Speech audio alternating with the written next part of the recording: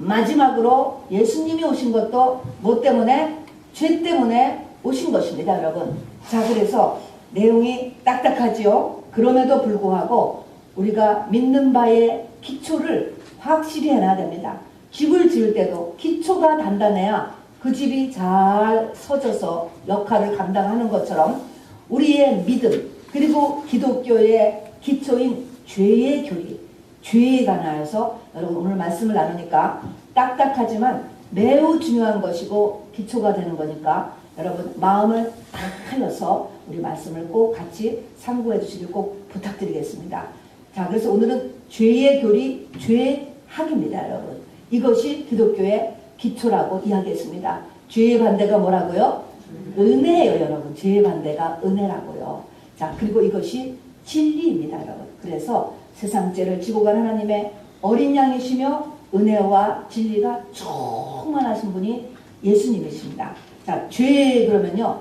죄는 뭐가 있기 때문에 죄라는 말이 나오냐면 법이 있기 때문에 죄라는 말이 나오는 것입니다. 법이 없으면 죄라는 것이 성립하지 않습니다. 이 길은 50마일로 달려야 된다라는 기준을 정해놨기 때문에 거기서 60마일을 달리면 뭐가 돼요? 죄를 짓는 거예요. 죄를 짓게 된다고. 아예 50마일로 달려야 된다는 게 없으면 내가 60마일 달려도 그건 죄가 아닌 것입니다, 여러분. 그런 것처럼 죄라고 이야기했을 때는 반드시 죄가 문제가 되는 것은 법이 있다라는 것을 알아두시기를 바랍니다. 자, 그러면은 성경에서 말하는 죄라고 하는 것은 그 기준인 법이 누구의 법일까요? 무슨 법일까요? 미국 법도 아니고요. 한국 법도 아니에요. 그 기준이. 사람의 양심의 법도 아니에요. 뭐의 법이냐? 하나님이 만드신 법입니다, 여러분. 성경에서 말하는 죄라고 얘기하는 것은 하나님이 만드신 법을 어겼을 때 그것을 죄라고 이렇게 이야기한다고요. 그런데 그 죄의 목록이 성경 전체에 무엇이 하나님이 만드신 법이야, 이것을 어기면 죄라고 이야기하는 거야 라고 이야기하는데 수많은 죄가 있지만 하나로 웅뚱그린다면 그것은 뭐냐면은 하나님 절대 의존적인 인간이 그렇게 우리는 만들어졌는데 하나님 절대 의존적으로 살지 않고 내가 하나님 된 것, 이게 선악입니다, 여러분. 내가 기준이 되어서 내 중심으로 사는 모든 것이 결국은 죄가 됩니다. 물론 내 중심으로 내 생각과 내 마음대로 살아도 그것이 하나님이 정해놓은 기준하고 맞을 경우에는 괜찮아요. 그런데 그렇지 않을 경우에는 그것이 다 죄로 떨어지게 되는 것입니다. 그러니까 결국은 내가 하나님인 것이 죄라는 것입니다, 여러분. 이것이 죄의 가장 근본적인 울타리입니다.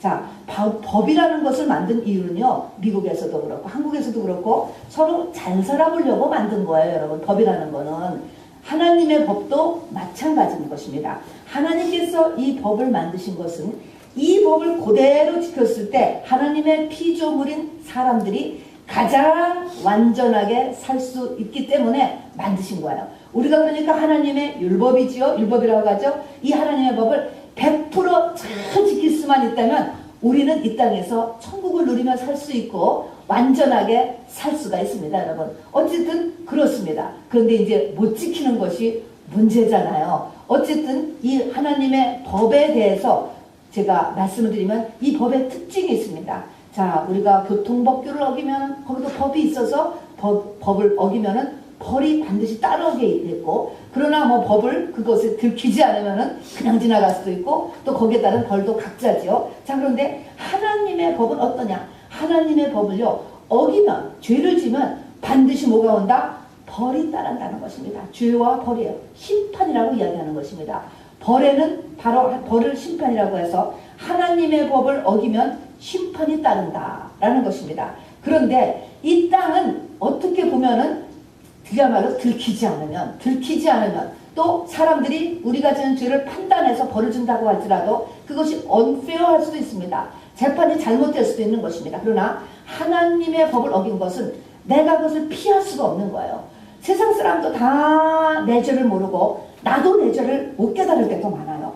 나도 내 죄를 모름에도 불구하고 하나님의 죄는 오토매티컬리 자동으로 우리 인간이 죄를 지면 착착착착 내 머리 위에 그 죄가 바로 쌓인다는 것입니다, 여러분. 그래서 이 죄는 감출 수도 없고 속일 수도 없고 나에게 뭘로 준비되어 있어요? 벌, 심판이라는 것으로 그대로 남아있게 됩니다. 자, 그런데 나에게 그런 벌이 있어요. 자, 얼마만큼 얘가 이제 각 벌마다 내가 지은 죄마다 벌의 내용들이 다 나올 것입니다. 이 세상에서도 감옥도 있고 무기징역도 있고 사형도 있고 벌금형도 있고 뭐 여러 가지 시대마다 어느 때는 매로도 있고 어느 때는 노예로 가야 되고 수많은 벌이 있는데 그 벌이 나에게 그냥 남아있는데 이 내가 지은 죄에 대한 벌이 그때 나타나는 게 아니고 이 하나님의 벌의 특징은 뭐냐면 잠복기가 있어요. 이 잠복기에 나타나는 것이 하나님의 때에 나타납니다, 여러분. 우리가 죄를 짓고 24시간 내에 죄에 대한 벌이 탁탁 나타나면 우리가 금방 깨닫고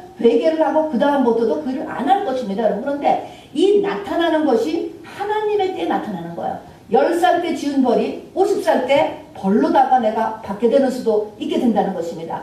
그래서 이 죄가 바로 내 안에 그대로 나도 모르지만 정확하게 내 영혼에 그대로 쌓여 있는데 이것이 벌을 받아야지 이것이 끝이 나는데 이 벌을 받는 것이 이 벌이 나타나는 것이 하나님의 때에 나타난다는 것입니다. 그래서 잠복기가 하나님 손에 달려 있습니다. 그런데 이 벌이 성경이 이야기하기는 나만 그치는 게 아니에요. 참 이상하죠. 후손 언제까지? 3, 4대까지 그 벌이 그대로 가도록 하나님께서 만들었습니다. 그 다음에 이 땅의 벌은 말입니다. 우리가 죽으면 끝나는 거야. 모든 빚도 형도 죽으면 모든 것이 다 이 소송이 끝이 나게 돼요. 그런데 하나님의 벌은요. 죽으면 끝나는 것이 아니라 죽어도 그대로 가지고 갑니다. 왜냐하면 영적 하나님이 영이시고 우리의 영혼에 그 죄가 새겨지기 때문에 그 죄에 대한 대가가 영생을 가지고 가는 것이 가장 큰 문제죠. 이 땅에서 잠복기 동안에 아무것도 안 나타났어. 죄에 대한 벌이. 그렇게 해서 죽었다 할지라도 바로 죽은 다음에는 뭐예요? 그때는 그 죄를 씻을 수도 없는 거예요. 영계라는 것은 스테이터스의 변경이 불가능한 곳이거든요. 그래서 차라리 죽기 전에 어떤 사건, 뭐 큰 병에 걸린다든가 사건으로 인해서 회개할 기회를 가진다는 것은 하나님의 큰 은혜의 한 방편이기도 하는 것입니다. 어쨌든 그 죄를 가지고 이 사람은 영원토록 그 죄 가운데서 불못에서 보내게 되는 것입니다. 이것이 진리예요, 여러분. 성경이 말씀하는 것입니다. 이거를 세상에서는 여러분 알 수 없습니다. 그러나 진리이기 때문에 이것이 적용되는 것을 우리가 알아야 됩니다. 얼마나 놀랍습니까, 여러분? 이게 성경 전체가 이야기하는 것입니다. 자, 그런데 이 사람은 말입니다. 죄를 안 지을 수 없게 태어난다는 것입니다. 로마서 5장 15절에 보면 한 사람 아담으로 인하여서 죄가 들어왔고 사망이 들어왔다. 이렇게 이야기했습니다. 우리가 죄가 들어온 거는 못 느끼는데 사망이 들어온 건 알겠지요. 안 죽는 사람이 없으니까 어떤 사람도 다 죽었잖아요. 다 죽었기 때문에 이 말씀을 보니까 죽음이라는 게 있는 걸 보니까 이 말씀이 맞구나. 그러면 죄가 온 인류에게 아담 때문에 들어왔구나 라는 것을 우리가 알게 됩니다. 이 죄라고 하는 것은 죄의 성향인 것입니다. 개를 놓고 걸어 라고 하면은 개는 걷는다고. 그런데 어떻게 걸어요? 옆으로 걸어. 자기는 걷는다고. 그런데 옆으로 걷는다니까 성향인 것입니다. 그래서 우리 사람은 죄를 안 지을 수 없다라고 하는 것입니다. 여러분 9개 똑바르게 해도 1개를 삐뚤어요. 자, 그래서 무엇인가 죄라는 것에서 완전하게 벗어날 수 있는 사람은 한 명도 없다라고 하는 것입니다. 자, 그래서 이것을 원죄라고 이야기하는 것이죠. 그래서 이 원죄 때문에 성경은 잠언서, 특별히 잠언서에 보면 우리가 어린아이를 때려서 키우라 라고 하는 말이 나오게 되는 것입니다. 때리지 않으면 그 방법이 아니건 그거를 끊을 방법이 없기 때문에 그런 것입니다. 자, 그런데 요즘에 심리학은 뭡니까? 어떤 행동에 불편한 행동을 했을 때 왜 그런 행동을 했는가를 분석하고 연구하여서 그런 행동을 하게 한 원인을 없애자라고 하는 게 심리학입니다, 여러분. 그런데 심리학의 거두였던 프로이드 자체가 마약과 우울증으로 살다가 죽었습니다, 여러분. 자, 그리고 심리학이 이렇게 전파가 되는 것보다 기독교의 복음이 가라앉는다는 것을 인류의 역사가 지금 증거하고 있습니다. 어느 이상 가면 안 되는 것입니다. C.S. 루이스라고 하는 작가도 같은 영국 사람으로서 이 프로이드를 굉장히 추앙했던 한 사람이었습니다.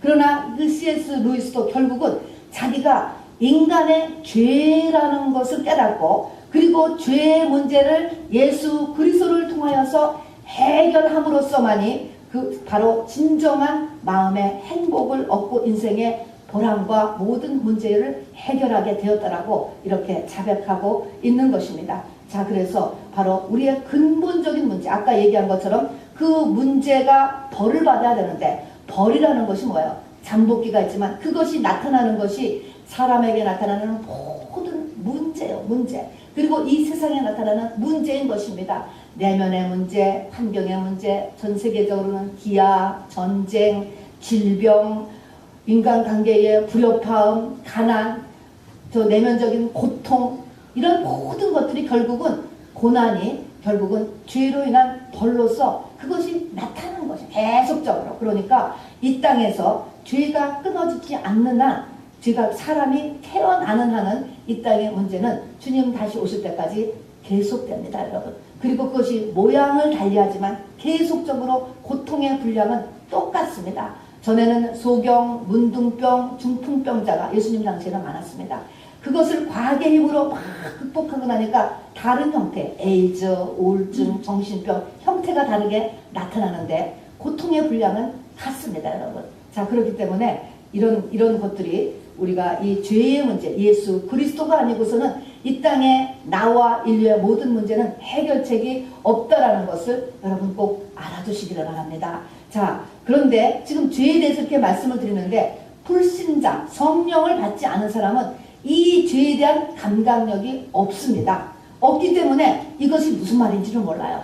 오늘 말씀드리려고 하는 것은 성령을 받은 저와 여러분을 향해서 하는 말씀입니다. 오늘 로마서 반은 있는 이 죄에 대한 교리는 바로 믿는 자들, 형제들아 하면서 성령 받은 저와 여러분에 대해서 이 하나님이 말하는 죄에 대한 문제를 말씀하는 것입니다. 그러니까 아이고 나는 성령 받았으니까 상관없지가 아니고 이거는 성령 받은 저와 여러분을 향해서 하는 말씀이라는 것입니다. 자, 이렇게 죄에서 바로 벗어날 수 없는 모습으로 살다가 성령을 받았습니다. 성령을 받았으면 그동안에 나에게 내가 지었던 그 죄, 조상으로부터 내려왔다고 하는 저주라고 하는 그 죄, 또 나의 죄의 성향들은 어떻게 될 것 같아요? 여러분 한번 생각해 보시기 바랍니다. 어떻게 될 것 같아요? 다 없어질 것 같아.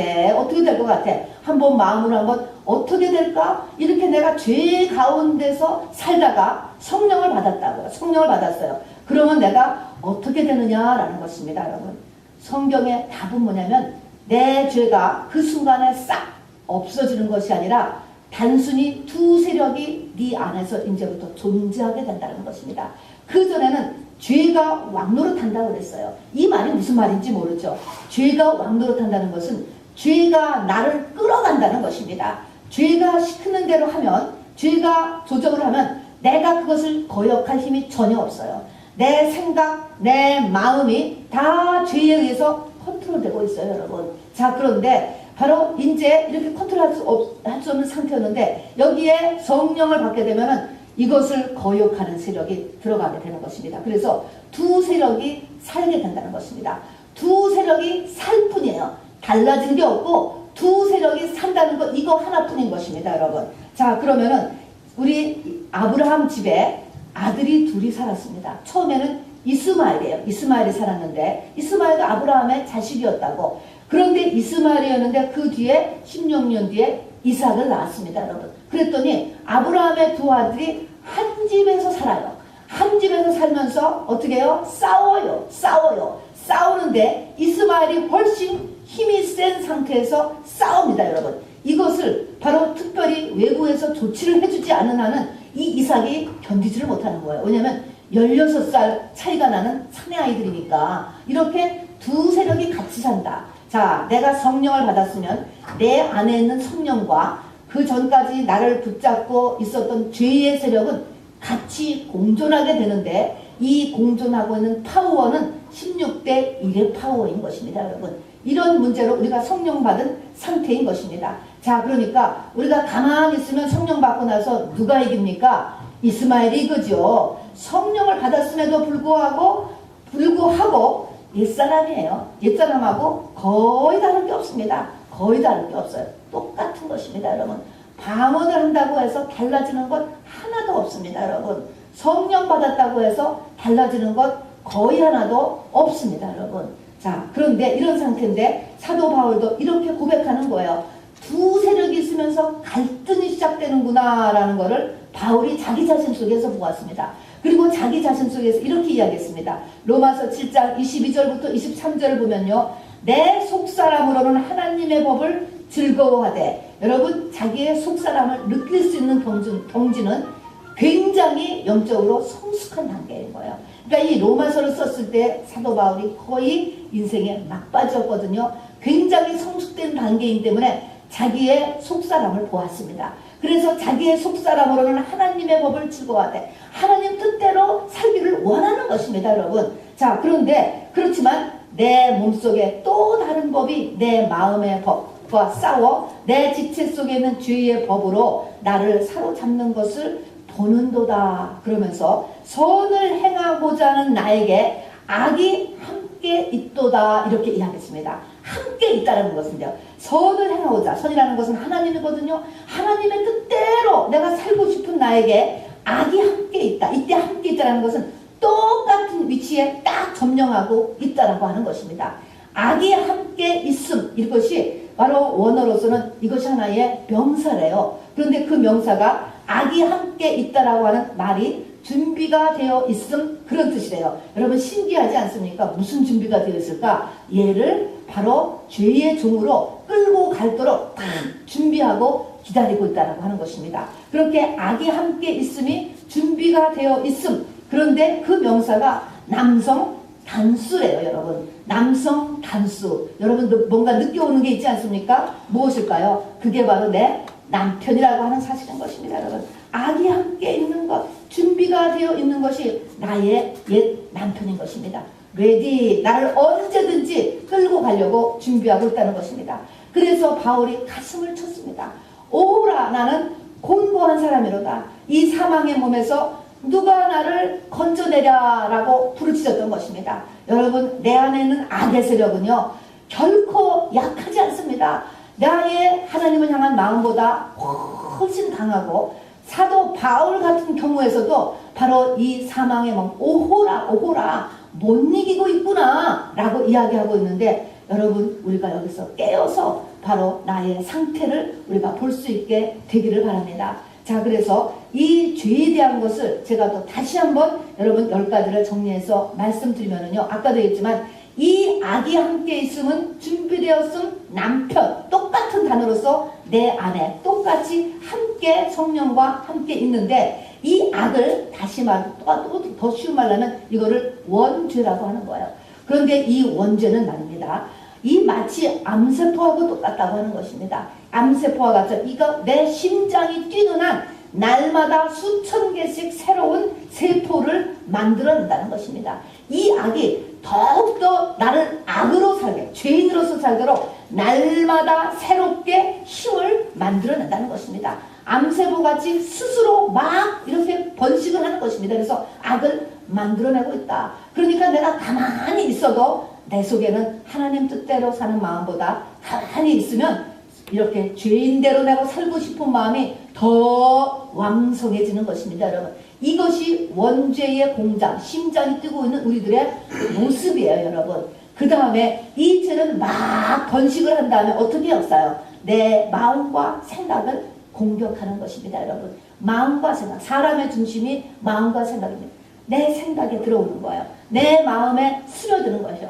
그리고 끊임없이 반복적으로 유혹하고 또 주고 또 주고 또 주고, 틈만 나면 그야말로 거머리처럼, 바로 실뱀처럼 스며드는 것입니다. 생각, 여러분 내 생각이 아니에요. 내 속에 있는 원죄 공장에서 바로 죄를 생산해서 내 생각에 샥, 내가 생각해보니까 그런 것 같은데, 이 생각이 뭐냐고, 여러분. 내 마음이 갑자기 내가 이렇게 됐어. 그 마음이 또 뭐냐고, 여러분. 잘 생각해보세요. 내 마음과 생각을 집요하게, 끈질기게 유혹을 하기를 시작을 하는 것입니다. 그리고 얘는요, 한번 번식된 이 암덩어리는 절대로 안 떨어지려고 하는 거예요. 글로예요. 글로. 그래서 나한테 쭉 붙어서 숨어서 안 떨어지게 한다는 것입니다. 자, 얘가 내 마음과 생각을 끊임없이 반복적으로 미혹하고 그리고 유혹을 하게 합니다. 자, 그래서 이것이 나에게 점점 이 암덩어리가 점점 번식하여서 마음과 생각에 역사를 하기 시작을 하면 마음과 생각을 붙잡고는 내 마음과 생각이 있으면 요 안이 영혼인 거예요, 여러분. 내 영을 마음과 생각으로 이렇게 둘러싸고 있는데 이어서 죄는 영이니까 마음과 생각을 이렇게 붙잡고 있을 때 그러면 얘가 조금씩 자리를 잡으면 나타나는 증상이 무엇이냐? 기도가 안 돼, 여러분. 기도가 안 돼. 또 기도가 하기 싫어. 기도가 막히는 거예요. 첫 번째 증상. 숨이 막히는 것입니다. 여러분, 기도 안 해도 아무렇지도 않아. 여러분, 기도는 호흡이라 그랬어요. 호흡. 숨을 안 쉬면 뭐예요? 죽어요, 여러분. 영혼이 하나님과 관계가 단절되는 것인데, 그래서 바로 이렇게 되면 완전히 죄의 종노릇으로 하고 다시 옛날 상태로 성령을 받았음에도 불구하고 옛날 상태로 돌아가는 건데도 기도를 안 해도 아무렇지도 않다. 여러분, 벌써 죄가 자리를 잡은 거예요. 기도 안 돼도 아무렇지도 않으면 쉬지 말고 기도하라. 기도라는 건 호흡과 같이 나에게 그렇다고 24시간 기도만 하고 있는 것이 아니라 정기적으로 하고 있는 이 기도 생활에서 그것이 스킵했는데도 아무렇지 않기를 시작해 일주일에 3번 하는 기도를 2번 하고 1번 하고 그것도 안 해도 아무렇지도 않다. 여러분, 이게 벌써 죄가 자리를 잡은 것입니다. 그 다음에는 말씀이 막히는 거예요. 말씀을 들어도 무슨 말인지가 안 들려와요. 무슨 뜻인지. 분명히 한국말인데 안 들려와. 내 영혼에 들어가지 않아요. 성경을 읽어도 안 들어와요. 한글인데도 안 들어온다니까 말씀이 막힙니다. 여러분, 말씀은 믿는 자 안에서 역사한다고 했습니다. 내 안에 성령이 있어야 말씀이 역사고 말씀이 역사야 열매가 맺히는 거예요. 결국 씨는 말씀이고 씨가 열매를 맺는 건데 말씀이 내 마음밭에서 씨를 여기서 뿌리를 못 내리는데 내 삶에 무슨 열매가 나오겠냐고. 어떻게 가난이 물러가며 어떻게 관계가 회복되며 어떻게 질병이 치료되겠습니까? 내 안에 말씀이 막혀야 되는데 벌써 죄가 자리를 잡고 있으면 이 말씀이 깨달아지지가 않는 것입니다.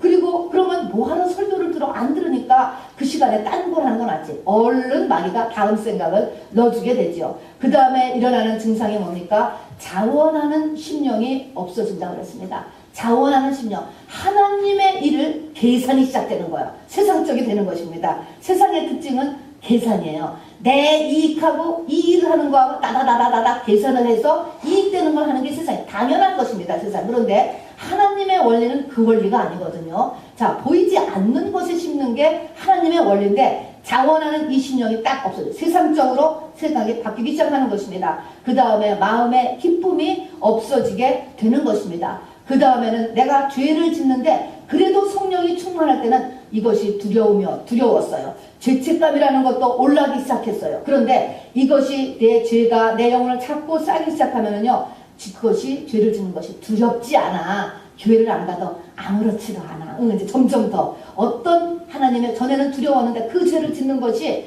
바로 점점 더 담대하게 아무렇지도 않게 그 일을 행하는 거예요. 세상 사람들이 다 그런데 이런 말이 얼른 나오죠. 그 생각을 누가 줬을까? 마귀가 준 거죠. 주변을 봐라. 다 그렇지 않느냐 하는 것입니다. 그 다음은 뭡니까? 남도 끌고 가는 거예요. 얘 파티 같이 가자. 파티 가자. 술 먹고 담배 피고 음란해지고 다 이게 뭡니까? 남도 끌고 가는 데까지 가는 것입니다, 여러분. 자, 그렇게 하는데 제일 나쁜 것은 바로 저기 있는 것처럼 바로 사망인 것입니다. 죄의 값은 사망이라고 하고 영으로서 몸의 행실을 죽이면 살리니 하면서 네가 사망으로 결코 죽는다라고 이야기하는 이 죽는다라고 하는 것은 내가 받은 생명의 기능이 사라지기를 시작하는 것입니다. 내 목숨이 죽는 게 아니야. 이때는 하나님이 말씀하시는 산다라고 하는 것은 그 속에 생명, 하나님의 생명을 이야기하는 것이 목숨이 붙어있는 것을 산다라고 얘기하지 않았다고 그랬죠. 이 땅에는 모든 사람을 성경은 하나님은 죽은 자라고 본다고 그랬잖아요. 그 속에 하나님의 생명이 있는 사람을 산자라고 하는 것인데 내가 귀하게 받은 그 생명이 죄가 쌓이면 이 생명이 없어지기를 시작을 하는 것입니다. 여러분, 생명이 없어진다. 여러분, 이 생명이라고 하는 것은 이 인류의 그리고 나의 모든 것을 움직이는 기본 수원입니다. 기본 에너지예요.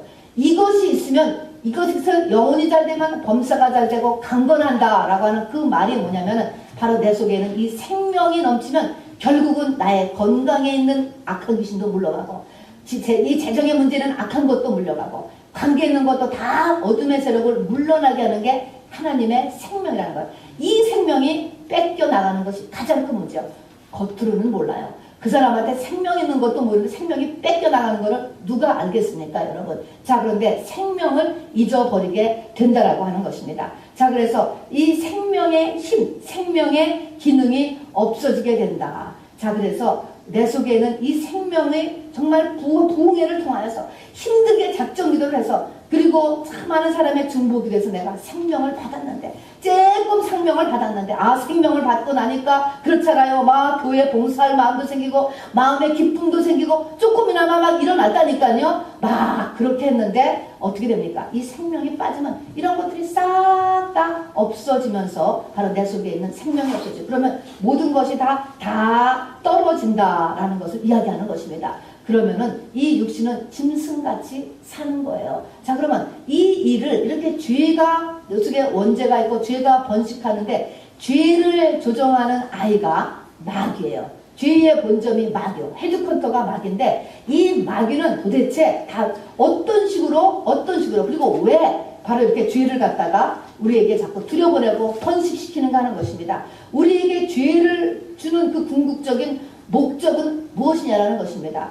마귀는요, 이 신자의 상태를, 성도의 상태를 사로잡음으로 인하여서 하나님이 당신의 아들을 죽여서 하나님의 아들을 만들려고 했다고. 이미 만드셨잖아요. 그걸 만드셨는데 마귀는 그걸 못하는 거예요. 내 안에 하나님의 생명이 하나도 없으면 이거는 하나님의 형상도 아니고 예수 그리스도의 죽으심을 헛되게 하는 거지 않습니까? 그러니까 가장 마음이 아픈 거예요. 여러분, 내가 잘못되는 것보다 내 자식이 잘못됐을 때 부모의 마음은 더 아픈 것을 부모들은 아실 것입니다. 마귀는 그렇게 해서 하나님께 대적하는 거예요. 나를 대적하는 게 아니고 하나님, 그래서 사단이라고 하는 것입니다. 하나님을 대적해. 하나님의 마음이 너무나 아픈 것이에요. 하나님께서요, 천지창조해 볼 때 바로 사람을 만들었는데 하나님의 형상으로 사람을 만들고 보시기에 매우 좋았다라고 했습니다. 그때 하나님의 형상을 보고 좋았다는 것이지 우리의 사람, 이 몸뚱아리 이거 만들어 놓고 보기에 좋았다는 거 아니에요. 여러분, 이 몸뚱아리는 정말 복제도 할 수 있고 줄기세포로도 만들 수 있어요. 이 몸뚱아리를 보고 좋았다는 것이 아닌 것입니다. 여러분, 하나님의 형상을 보고 좋았다는 것입니다. 그런데 이 하나님의 형상이 하나님의 형상이라는 것은 뭐예요? 이 몸뚱아리 속에서 하나님이 보여졌기 때문에 하나님이 기뻐하신 거예요. 하나님을 보기 때문에. 그 하나님은 뭐예요? 그래서 자식이라고 하는 것은 똑같다는 것을 이야기하는 거예요. 여러분, 깐난이를 낳았을 때 그 깐난이가 왜 이쁜지 아세요? 내 새끼니까 이쁜 거예요, 여러분. 내 자식이니까 이쁜 거예요, 여러분. 낳아보세요. 그러니까 다른 깐난 아이 똑같이 그 아이가 이쁜가 보세요. 내 새끼니까 이쁜 것입니다. 수백 명이 달려가도요, 거기에 눈이 어디에 가 있습니까? 우리 아들, 우리 딸 어디 있지? 여기에 가는 거예요. 하나님도 똑같습니다. 이건 우리에게 보여주시기 위해서 그렇게 한 것입니다. 내 자식을 보고 하나님께서 보시기에 좋고 기쁜 거예요. 그건 당신 자신이었습니다, 여러분. 그런데 하나님의 형상을 선악과를 묻으면서 100% 없어졌어요. 그 다음에 사람에게 나타나는 것은 사실은 마귀의 형상이에요. 그리고 우리가 성전이 아니고 마귀의 집이에요, 여러분. 자, 그러니까 지금 이 수많은 사람들을 보고 보시기에 좋았더라라고 하시지 않아요. 하나님의 형상이 나타나는 것을 보고 하나님은 보시기에 좋았더라라고 이야기하고, 너희가 생육하고 번성하고 다스리고 정복하라라고 하는 생육하고 번성하는 것은 육신의 자녀를 많이 낳으라는 의미가 아니고, 물론 나야 그 가운데서 하나님의 자녀도 생기죠. 그 하나님의 형상을 닮은 그 사람을 많이 만들어내라는 것이 창조 때의 명령이요, 노아 홍수 이후의 명령이요, 아브라함에게 주신 명령이요, 우리에게 똑같이 하는 명령은 그 하나님의 형상을 사람 가운데서 만들어내는 일을 하라는 것이 첫 번째, 자식을 일단 많이 낳는 것이 아니고. 그래서 하나님이 우리에게 원하시는 것이 나를 통해서 하나님의 형상을 드러내는 것인데, 사단 마귀는 이 생명을 뺏어버림으로 인해서 내가 하나님의 형상이 싹 없어져요. 성령을 받은 하나님의 자녀들도 뭐가 마귀의 형상이 성령 받아도 똑같이 결국은 다 나타날 수 있습니다, 여러분. 그러다가 마지막에 가서 그것마저도 그 구원마저도 잊어버리게 되면은 그 사람은 육신을 치고 그 영혼은 구원하지 아니라 하나님께서 데려가신다고 말씀했습니다. 자, 그래서 우리가 죄를 짓는 것은요, 루이스 벌콥이라고 하는 학자는 우리가 죄를 짓는 것은 우리가 하나님을 버리는 것이고 하나님을 멸시하는 것이다 라고 이야기했습니다. 우리가 내가 죄를 짓는다라고 했을 때 사람하고의 어떤 관계보다도 이 죄는 하나님의 마음을 엄청나게 아프게 하는 것이고 하나님을 버리는 것이고 하나님을 멸시하는 것이다 라는 데까지 우리의 감각력이 올라갈 수 있게 되기를 바랍니다. 자, 이것이 마귀가 나를 통하여서 하나님을 대적하는 거예요. 하나님을 기쁘시게 하게 사는 게 아니라 하나님을 슬프게 하는 일이 뭐야? 내가 죄를 안 떨어버리고 있는 게 하나님을 슬프게 하는 거예요. 하나님의 나라를 확장하는 게 아니라 하나님의 나라가 아닌 마귀의 나라를 확장하는 것이 내가 죄를 짓는 것과 죄를 안 떨어버리고 있는 것이라 하는 것입니다, 여러분. 자, 그 다음에는요, 이 마귀의 목적은 그 다음에 목적은 그것이고 하나님을 대적하는 것이고 마귀가 하는 그 다음에 중요한 일은 뭐냐면 마귀는 어떻게 속냐? 믿는 자를 하나님은 네 죄를 다 용서하셔. 이미 다 용서하셨어. 라고 거짓 용서, 값싼 용서를 우리 가운데 넣어줌으로 인해서 끊임없는 합리화와 변명을 하게 하는 것입니다. 여러분, 돌아온 탕자의 비유 있지 않습니까? 아버지는 용서할 마음 다 돼 있어요. 우리 하나님은 예수 그리스도를 2000년 전에 죽으심으로 해서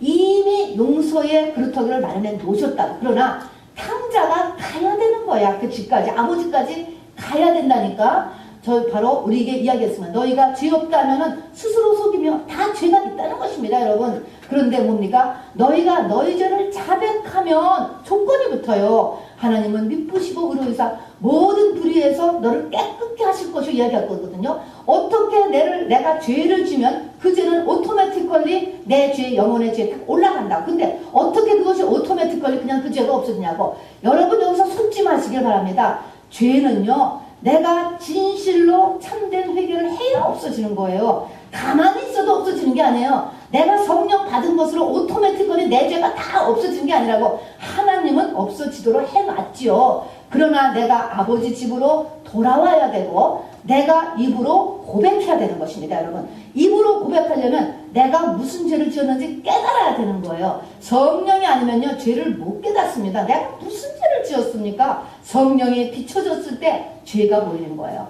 바울이 내가 죄인 중에 그리스도라고 하는 것은 도덕적인 죄, 윤리적인 죄, 세상의 죄는 하나도 없습니다. 그러나 성령이 비춰주고 보니까 하나님 앞에 그 수많은 죄를 보게 된 것입니다. 우리가 성령 충만하지 않은 사람은요, 내가 무슨 죄를 지었어? 이렇게 얘기를 하게 되는 건 당연한 것이죠, 여러분. 그래서 우리는 성령의 이 충만함을 얻어서 내 죄를 깨닫고 발견하고 내 죄를 발견하고 그것이 5살 때 지은 죄든 10살째 지은 죄든 바로 20살째 지은 죄든 여러분 과거가 그냥 다 남아있어요. 이 죄를 하나님은 용서하실 준비는 다 되어 있다니까. 그게 바로 십자가고 부활인 것입니다. 그러나 내가 깨닫고 간절히 하나님 앞에 자백하는 일은 내가 해야 되는 것입니다. 마귀가 이거를 숨기는 거예요. 이거를 숨김으로 인하여 십자가와 부활이 지금 나한테 아무 릴레이션십이 없는 상태에 우리가 오늘 이르게 되는 것입니다, 여러분. 자, 그래서 이 마귀는 너는 우리의 합리화와 변명을 통해서 네 죄가 죄를 갖다가 이렇게 무마시키는 이렇게 하는 것으로서 속이는 것입니다. 그래서 마귀의 이름이 속이는 자, 속이는 거예요. 이렇게 속이는 것입니다. 그 다음에는요, 마귀는요, 우리를 죄를 질 때 네가 그 죄를 지음으로 인해서 얻는 베네핏, 그 죄를 지음에서 얻는 즐거움을 과대, 허위, 포장, 선전을 하는 것입니다. 이거를 하면은 굉장히 재미있을 것 같아요. 굉장히. 여러분, 굉장히 재미있을 것 같고 굉장히 많은 유익함이 있을 것 같은데 해보면 그렇지 않아요. 과대, 허위, 선전, 포장. 제가 이름을 그렇게 붙였습니다. 하고 나면 허탈한 경우가 많을 것입니다. 아, 내가 괜히 그랬네. 지나고 나서 보면은 아무것도 아닌데 그렇게 빨리 교회를 떠나고 와가지고 1시간 일찍 왔다고 지나고 나서 보니까 하는 일도 하나도 없어. 1시간 동안에도. 그런데 왜 그렇게 빨리 그냥 교회를 떠나왔지? 기도도 안 하고. 여러분, 마귀가 집에 가면은 굉장히 그 시간을 효과적으로 쓸 것 같이 막 과대 허위 선전 포장을 해가지고 내 마음과 생각에 막 넣어줘가지고 그거를 쫓아서 나왔단 말입니다, 여러분. 이런 식으로 무슨 죄든지 여러분 과대 허위 포장, 죄는요 반드시 반대급부가 있기 때문에 내가 죄를 짓는 거예요. 이것을 했을 때 나에게 좋은 것이 올 것 같기 때문에 하는 거거든요. 거절하는 사람 하나도 없어요. 음란도 마찬가지죠. 도적도 마찬가지죠. 다 거짓말도 마찬가지죠. 다 이렇게 속에서 역사하고 그것은 나에게 이익을 주기 때문에 내가 선택을 하는데 속는 거라는 것입니다. 죄만 쌓이는 것이에요. 그 다음에요, 죄는요 이게 본산지가 마귀이기 때문에 파워가 있어요, 여러분. 죄도 파워. 여러분, 죄가 상당한 파워를 줍니다. 파워라는 것은 뭐예요? 집착하게 만들어요. 그것이 내 의지를 끌어 당긴다니까요. 여러분 지금 자기 자신 속에 한 가지씩만 내가 요 죄를 꼭 떨어버렸으면 좋겠다라고 하는 한 가지씩만 지금 생각해 보시기 바랍니다. 자기 자신 속에서 한번 떠올려 보세요. 한 가지만. 나는 요거 정말 없앴으면 좋겠어 라고 한 가지만 한번 지금 생각해 보세요. 그런데 여러분 지금 그 죄를 당장 그만두세요. 그러면 지금 그만둘 수 있는가 없는가 한번 생각해 보세요. 그거 딱 그만둘 수 있겠어요? 딱 못하죠. 대부분이 못해요. 왜 그래요? 그 죄가 힘을 내고 있기 때문에 여러분의 내면을 붙잡고 있어요. 붙잡고 힘을 내요. 그래서 죄는 파워를 내는 것입니다, 여러분. 미움, 강력한 파워를 내요.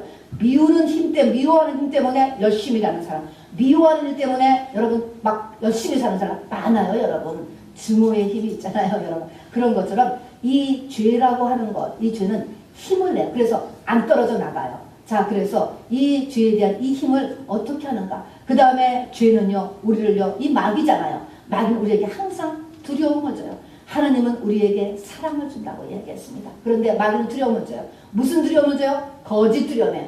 너 그거 안 하면 죽을 것 같아. 굶어 죽을 것 같아. 너 그거 안 하면 남편한테 버림받을 것 같아. 우리 집안이 박살날 것 같아. 우리 자식이 막 빗나갈 것 같아. 상처받을 것 같아. 내가 외로워서 이거 안 하면 죽을 것 같아. 이게 뭐예요? 두려움이에요. 거짓 두려움인 것입니다, 여러분.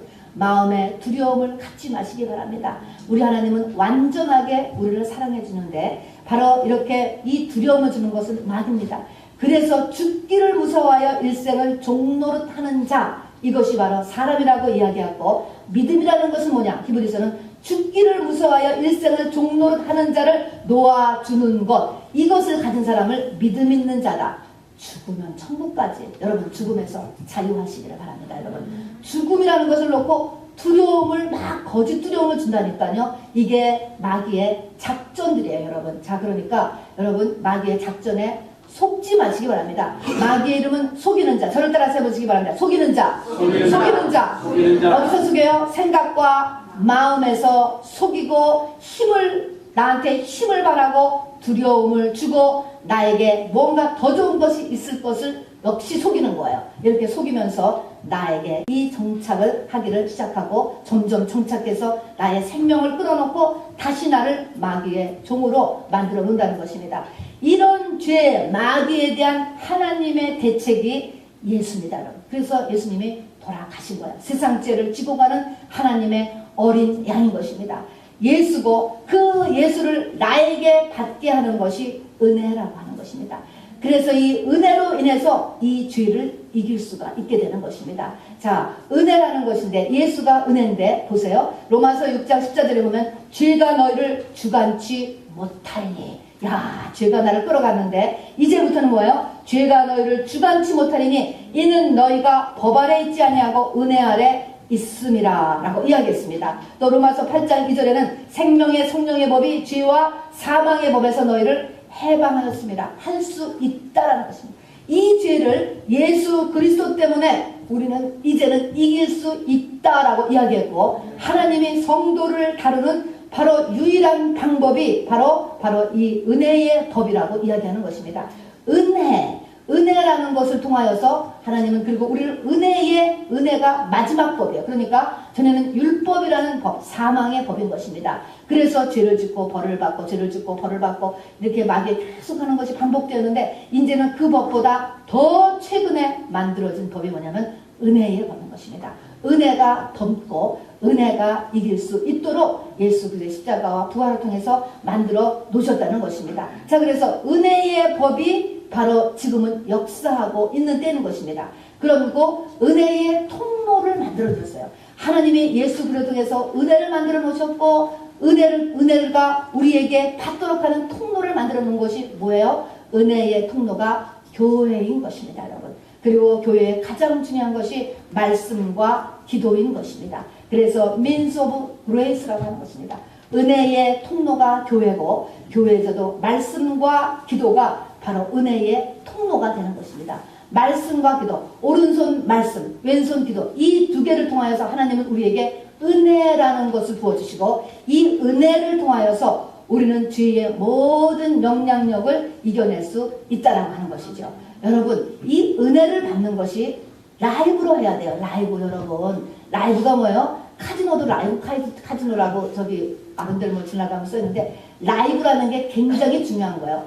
이 교회 당에 와서 하나님이 정한 시간에 여기에서 라이브로 왔을 때 하나님의 은혜가 임하는 것이지 CD 다음에 그냥 인터넷으로 보는 거 없는 것보다는 낫죠. 물론 그러나 하나님의 은혜를 부어주시는 것은 은혜의 채널은 교회를 주셨기 때문에 여러분이 시간과 장소를 여러분으로 찾아와야 되는 거예요. 여러분 그 찾아오는 그 장소에서 하나님의 은혜를 부어주시는 교회를 통해서 부어주신다고 말씀하셨습니다. 그러니까 라이브 말씀과 라이브 기도를 하시도록 여러분 최선을 꼭 다하시기를 꼭 부탁합니다. 자, 그런데 여기 이제 마지막입니다. 자, 하나님께서는 오늘 은혜를 통하여서 우리를 갖다가 너희가 법 아래 은혜 아래 있으면서 은혜를 통하여서 우리를 살려내고 은혜의 채널이 교회고 결국 말씀과 기도를 통해서 그 왼수 같은 죄를 이기게 한다라고 하는 원리를 말씀해 놓으시면서 오늘 말씀을 보세요. 중심적인 말씀을 보니까 그러므로 형제들아, 믿는 자들에게 하는 말씀이에요. 이게 안 믿는 사람에게 하는 말씀이 아닌 것입니다. 형제들아, 우리가 빚진 자로 돼 육신에게 져서 육신대로 살 것이 아니라 빚진 자라고 하는 말은 그래요. 우리 속에 죄가 있다는 것입니다. 다 내려오는 저주가 내 안에 있고요. 내가 지금까지 알게 모르게 지은 죄가 다 빚진 자로 돼. 이게 빚이라고 이야기하는 것입니다. 영계에서는 이것을 빚이라고 이야기해요. 누가 갚아주지 않으면 못 나오는 거예요. 그래서 한 홀이라도 갚지 않으면 절대 못 나오는 것처럼 이 빚은 회개, 참된 회개가 아니고서 절대 아니면은 벌을 내가 받든지 둘 중에 하나인 것입니다. 빚진 자로 돼 육신에게 져서 육신대로 살 것이 아니라 우리가 죄가 있기 때문에 육신이 뭐예요? 마음과 생각인 것입니다. 내 마음과 생각을 통해서 그 움직이는 대로 그대로 살지 말고 너희가 육신대로 살면 반드시 죽을 것이로 돼. 예수 믿는 사람, 성령 받은 사람, 방언하는 사람들요 육신대로 살면 내 마음과 생각이 원하는 대로 쫓아서 그냥 움직이면 반드시 죽는데요. 반드시 내 안에 있는 생명을 다 뺏긴다는 것입니다. 죽는 거 안 죽고 80까지 사는데요 90까지 사는 크게 문제가 아닌 것입니다. 여러분 그게 아니고 내 속에 있는 생명을 다 잊어버려요. 여러분 그래서 반드시 죽을 것이로되 영으로서 몸의 행실을 죽이면 살리니 그랬습니다. 그 몸의 행실을 아까 같이 몸의 행실이라는 것은 뭐예요? 내 마음과 생각대로 하는 게 바로 몸의 행실인 것입니다. 그렇게 하는 것을 어떻게 죽이라고? 영으로서 죽이라는 것입니다. 영이라는 것은 성령인 것입니다. 그러니까 바로 교회를 통하여서 말씀과 기도, 민속, 그레이스를 통하여서 바로 이 성령을 받음으로 내 마음과 생각에 원하는 것을 그대로 하는 것을 쫓아가는 것을 중단하라는 얘기로구나. 맞아요. 그런데 여기 보면은 영으로서 몸의 행실을 죽이면 살리니 죽이면 이때는 뭐예요? 여기서 얘기하는 건 내 의지를 이야기하는 것입니다. 반드시 내 의지가 바로 동원되어야 된다는 것을 이야기합니다. 여기 보세요.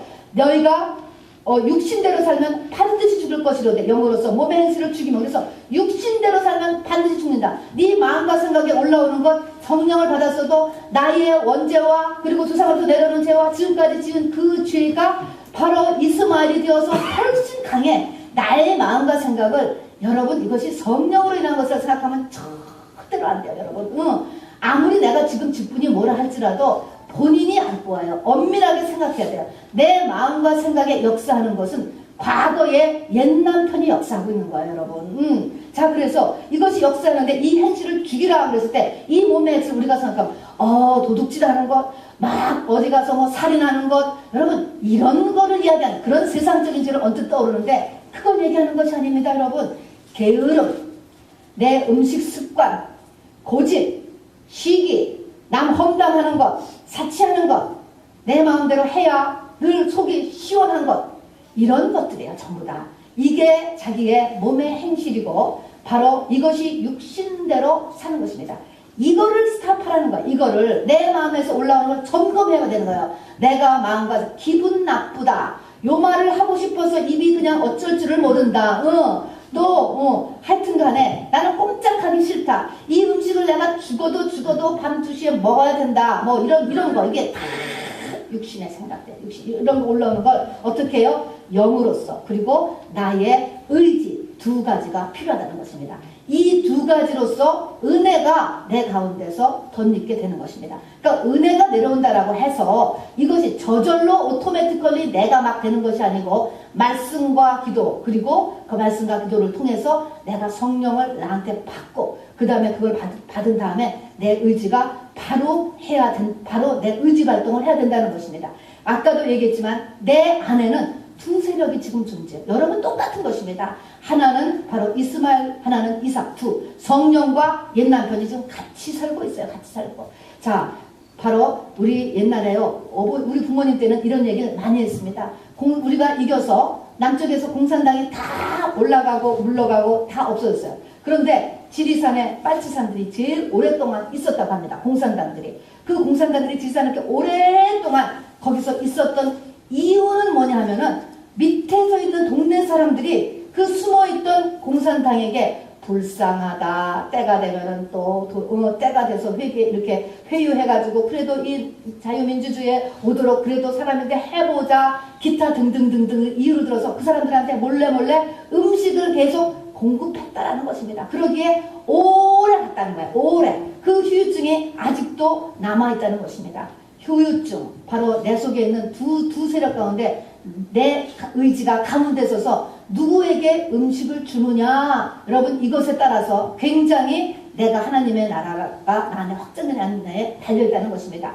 내가 음식을 준다라는 것이 무엇이냐, 음식을 준다라고 하는 것이 가장 중요한 것은요, 로마서에는 너가 불의의 병기로 너의 지체를 드리지 말라라고 했습니다. 아까 대표에서 너희의 몸을 제사로 드리라. 불의의 병기로 너의 지체, 내 입술을 마귀가 쓰도록 하지 말고 내 손을, 내 발을 마귀가 쓰도록 하지 말라는 것입니다. 내 생각을 마귀가 쓰고 정착하게 하지 말고 내 마음도 마귀가 자리 잡고 우글우글 부글부글 시기하고 질투하고 음란하고 이걸 하게 두지 말라는 거예요. 내 모든 지체, 영적인 지체, 혼적인 지체, 모든 지체를 마귀에게 드리지 말라. 불의의 병기라는 것은 도구라는 거예요. 왜 불의의 마귀의 도구로 너를 주지 말라는 것입니다, 여러분. 그거는 의지인 것입니다, 여러분. 자, 그래서 이거에 따라서 죄가 나를 사로잡느냐, 은혜가 나를 사로잡느냐라고 하는 사실인 것입니다. 성령을 받아도 죄는 공존하는 것입니다. 여러분, 미국은 청교도로서 시작된 나라인 것입니다. 청교도 목사의 대표격이 되는 존 오웬이라고 하는 분이 있습니다. 이 목사님의 대표적인 책이 죄 죽이기라고 하는 책입니다. 여러분, 저도 이 책이 있는데요. 이렇게 죄에 대한 싸움이 있었기 때문에 미국이 하나님 앞에 이렇게 벌을 받은 거예요. 벌이 아니고 축복을 받은 거예요. 그런데 지금 뭐예요? 이 죄 죽이기가 없어진 거예요. 죄 죽이기. 보세요. 요즘 회개하라를 받아들이는 사람이 얼마나 되며 정말이에요. 죄에 대한 감각력이 거의 없어졌어요. 전부 다. 오히려 죄를 합법화, 극한 죄도 합법화하고 있는 참이죠. 인권이라고 하는 바로 이름 때문에 그렇게 되는 것인데요. 미국의 초창기에 청교도 목사님이 죄 죽이기라는 이런 책이 베스트셀러가 됐기 때문에 미국이 축복을 받은 것입니다. 죄 죽이기라는 것은 뭐예요? 성도는 죄 죽이기를 하지 않으면 그 죄가 자기를 지배하게 된다라고 하는 것이 결론인 것입니다. 그러므로 성령을 받았어도 죄 죽이기를 하지 않으면 불신자와 똑같은 삶을 살 뿐만 아니라 오히려 믿지 않을 때보다도 더 악한 삶을 살게 된다라고 이야기하는 것입니다. 자, 그래서 이 게릴라전이 우리 가운데서 일어나는데 이 게릴라전에게 음식을 주지 말라는 거예요. 네 지체를 마귀에게 쓰지 못하게 하라는 것입니다, 여러분. 자, 그래서 제가 방언할 때도 귀신 방언 스탑 하지 말아야 되는 거예요. 귀신으로 인해서 기도하는 건 하지 말아야 되는 거예요. 그래서 성령으로 기도하고, 그래서 그거를 분별해주고, 방언으로, 귀신으로, 방언으로 자꾸 얘기를 하면 차라리 말기도로 하세요. 똑바른 의지를 가지고. 의지도 똑바르지 않으면 기도를 못하는 거예요. 그거를 가서 치료를 받아야지. 이런 식으로 내 영혼육의 모든 지체를 바로 불의의 병기로 두지 말고 마는 것이 나의 이 죄의 세력에 이스마엘에게 먹이를 안 주는 거라라고 이야기하는 것입니다. 끝으로 뭡니까? 피 흘리기까지 싸우라라고 해요. 이 일을 여러분 대강 지나가는 것이 아니고 피 흘리기까지 싸우라고 히브리서는 이야기하는 거예요. 그래야 믿음을 얻게 된다라고 이야기하는 것입니다. 피 흘리기까지라고 하는 말은요, 어떤 생명체를 공격하여 그 생명체를 끊어서 죽음에 이르게 하는 게 여러분 피 흘리기까지예요. 여러분 닭 한 마리 한번 죽여보셨어요? 토끼 한 마리 한번 죽여보셨어요? 얼마나 힘든지 아세요? 저는 시골에서 죽여봤어요. 굉장히 힘들어요. 생명체 하나가 끊어지는 것이요, 발악을 해요. 발악을. 죄가 우리 가운데서 안 떨어져 나가는 거예요.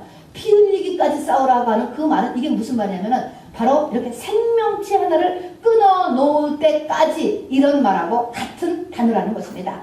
악착 같아야 된다는 거예요. 악착 같다. 내 생각에 대해, 마음에 대해, 행동에 대해, 여러분 이것에 대해서 여러분 정말 악착같이 내 죄를 떨어버리려고 몸부림을 쳐야 돼요, 여러분. 몸부림 정말. 그래서 오호라, 내가 정말 너무나 싫고 내가 너무나 한심하고 정말 오직하면은 중세에 고난을 택해서 갖겠습니까, 여러분? 이것도 맞는 것은 아니지만 바로 어쨌든 하나님 앞에 나가려고자 하는 바로 이런 노력인 것입니다. 그리고 죄가 내 행동으로 나오기 전에는요, 반드시 생각과 마음에 먼저 일어난다고 이야기했습니다. 내 생각과 마음에 죄가 스며들어서 반복해서 유혹한다면 딱 자리를 잡잖아요. 그렇게 됐을 때 그것이 행동으로 나갈 때까지도 기간이 있어요.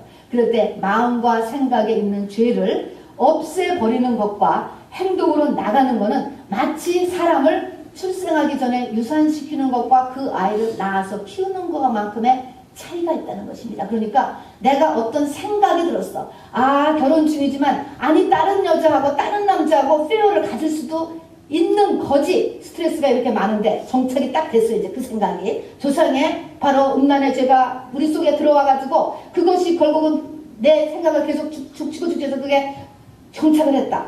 이렇게 했을 때 그것을 딱발로 교회 와서 듣고 유산시켜야 돼요. 그거를 잘못 생각했구나. 딱 유산시키면 괜찮아요. 그런데 그것이 딱 준비가 돼서 행동으로 옮기는 데까지 가면은 그 벌이 심각한 거예요. 여러분 다윗의 예를 알지 않습니까? 여러분 다윗의 그 죄가 인생의 끝까지 그 벌을 받아야 했습니다. 그러나 그 영혼은 구원받고 그 후손은 축복을 받게 되었지만, 예수의 선조가 되었지만, 그렇게 잉태가 됐을 때 유산시키는 것하고 아예 열매가 돼서 낳아서 키우는 것까지 하고는 굉장한 차이가 있으니까 여러분 죄를 바로 우리가 맨 처음은 분별하고 그 다음에는 정착했으면 그걸 또 분별해서 유산시켜버리고 그 다음에는 행동했거든 바로 끊고 바로 이것을 회개할 수 있게 되기를 바랍니다. 자, 이제 마지막입니다. 진짜 마지막입니다. 이제 구체적으로 내가 죄와 싸울 때인 것입니다. 첫 번째는 아무리 내가 지금 많은 죄 가운데 파묻혀 있다 할지라도, 아무리 큰 죄가 나를 가로막고 있다 할지라도, 여리고성 같은 죄가 나를 가로막고 있다 할지라도, 이거는 내 환경에 이미 나타났겠지요? 어떤 환경? 그렇다 할지라도 바로 절대로 포기하거나 낙심하지 마시기 바랍니다. 뭐예요? 된다라는 것입니다. 된다. 부활의 권능은요, 죽은 자를 일으킨 권능이기 때문에 예수 그리스도의 부활이 바로 그것인 것입니다. 된다라는 것입니다. 벗어날 수 있다라는 것입니다. 성경에 나오잖아요. 벙어리 되고 귀머거리 되며 간질하는 소년. 여러분 지금도 간질을 못 고치는데 그 당시에 간질을 어떻게 고치겠습니까? 어떻게 벙어리를 고치겠습니까? 어떻게 귀머거리를 고치겠습니까? 여러분 그거를 예수님이 고쳤어요? 안 고쳤어요? 고쳤습니다. 여러분 고쳤습니다. 그때 뭐라고 했습니까? 믿는 자에게는 능치 못할 일이 없느니라. 너희에게 겨자씨만한 믿음이 있으면 산을 들어 바다에 던지우리라 해도 그대로 된다라고 이야기했습니다. 성령을 받았으면 겨자씨만한 믿음이 있으면 이제부터 뭐예요? 너에게 이런 유는 기도와 말씀이 없이는 나가지 않는다. 제자들은 못 쫓아주는데 예수님은 쫓아냈잖아요. 뭐의 차이가 있어요? 인내하면서 기도와 금식으로 영권을 키워나가면 결국은 된다. 이것입니다. 된다라는 것부터 머리가 먼저 꼭 간직을 받아요. 이거는 안 돼가 아니고 된다. 뭐가 필요해요? 기도와 금식 외에는 이런 유가 나갈 수 없느니라. 계속적으로 바로 은혜를 받으면, 그리고 인내하는 것입니다. 그러면은 산을 들어 바다에 던지려 하더라도 바로 될 수 있다는 것입니다. 은혜를 더 받으면 되는 거예요. 은혜를 인내하면서. 자, 그래서 바로 내가 원하는 대로, 내가 일주일 기도했는데 20일 기도했는데 2달 기도했는데 안 변했다고 할지라도 여러분 거기서 멈추지 마시기 바랍니다. 그 어린아이가 예수께로 데려오라라고 하니까 예수 앞에 오니까 뭐예요? 더 발악하고 더 배고픔 물고 죽은 자 같이 증상이 더 나빠졌다니까요. 여러분 그거에 상관하지 마세요. 우리는 보이는 것으로 보는 것이 아니고 보이지 않는 것을 보고 나가는 거예요. 내가 기도하면 주님이 들으신다라는 것을 믿으시고, 우리 주님께서 십자가상에서 다 이루었다라고 하면서 부활하셨다는 것을 믿으시기 바랍니다. 겨자씨만한 믿음이지만, 내가 이제 믿음을 막 시작하는 방언하지만, 이제 시작하는 믿지만 겨자씨만 하지만 이것으로 산을 들어 바다에 던지게 한다는 것을 믿으시기 바랍니다. 그리고 두 번째는 아까도 얘기한 것처럼 여러분 끊임없는 은혜의 자리에 나오셔야 돼요. 이것이 없이는 불가능해요. 하나님의 은혜의 채널로 교회를 만드셨는데 이거를 피하고서는 여러분 우리가 죄와 이길 수가 없다라는 것입니다. 그 다음에는 은혜의 자리 외에도 우리가 두 번째로 해야 될 것은 뭐냐면, 아까 대표기도 너무 잘해주셨어요. 너희의 몸을 거룩한 산제소 들어라. 이것이 정말 하나님이 원하시는 신령한 예배라고 한 것. 우리의 24hours를 점검하셔야 돼요. 예배 시간이 문제가 아니고 그 외의 시간에 나를 죄로 끌어당기는 환경을 다 바꾸셔야 돼요. 여러분 인터넷 때 내가 중독돼서 도저히 못한다, 끊어버리시는 바로 힘이 있어야 됩니다. 잘못된 친구가 있다, 그 친구 버리시기를 바랍니다. 친구 바꾸세요. 여러분 내 직장이 정말 돈을 벌어야 되는데 할 수 없는 줄 알고 다녔는데 내 직장 때문에 내가 이 죄를 안 지을 수가 없어. 직장을 그만두셔야 되는 것입니다. 버려야 되는 물건들이 있을 거예요. 여러분 다 버리시기를 바랍니다. 이런 결단, 환경을 안 바꾸고서는 다시 몰려드는 것입니다. 여러분 예배의 2시간이 문제가 아니고 그 다음에 다시 거기에 가면은 다시 묻는 거야. 다시 묻어. 이길 수가 없는 것입니다. 여러분 다 그렇기 때문에 가능한 여러분의 환경 정리를 하시기를 바랍니다. 그리고 피 흘리기까지 여러분 싸우시고, 바로 정말 내가 지금 직분이 무엇이며 예수 믿은 자가 얼마나 다, 여러분 이것을 보지 마시고 하나님 앞에 나오셔서 바로 싸우시기를 바랍니다. 로마서 5장 28절은 죄 많은 곳에 은혜가 넘친다 그랬습니다. 이게 무슨 말이에요? 죄 많은 곳에 은혜가 넘친다.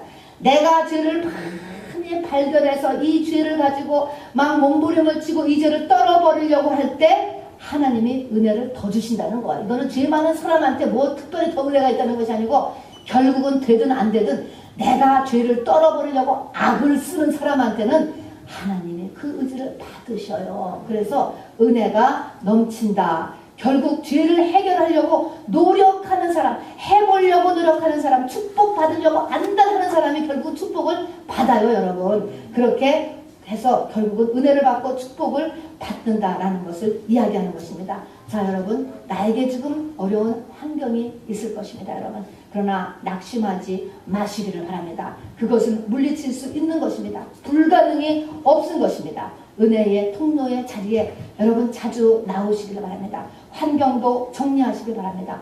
그리고 여러분의 의지 발동을 최대한으로 하셔서 여러분 피 흘리기까지 한 생명체를 죽이는 것처럼, 내가 토끼 한 마리 죽이리라 막 이렇게 하는 것처럼 마음을 강하게 먹고 죄와 싸우는 것이 여러분 십자가와 부활을, 그리고 2014년에 우리 고난주간 부활주의를 맞는 우리의 자세인 것을 주님의 이름으로 부탁드리고 축원합니다.